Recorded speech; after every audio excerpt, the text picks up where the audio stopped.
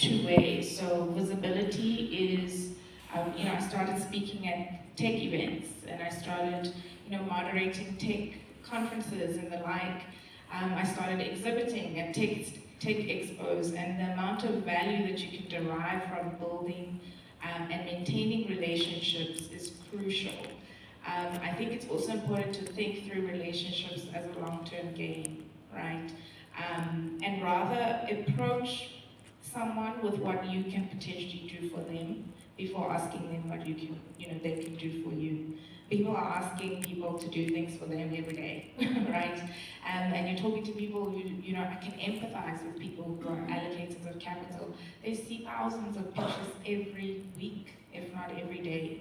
So I would say relationships are super important.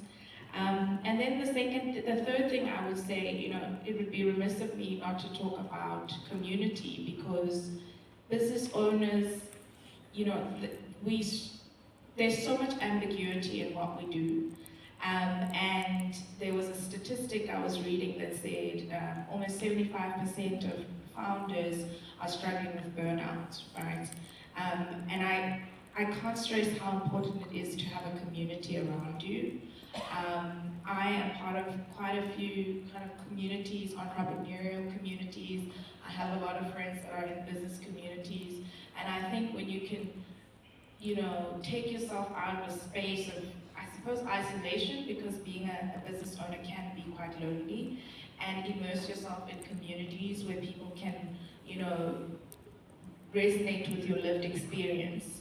That really does go a long way. So I would say those three things: validate your assumptions, definitely build relationships, authentic relationships, and the last bit would be take advantage of the communities that exist around you, and if you don't have quick access to those communities, create your own.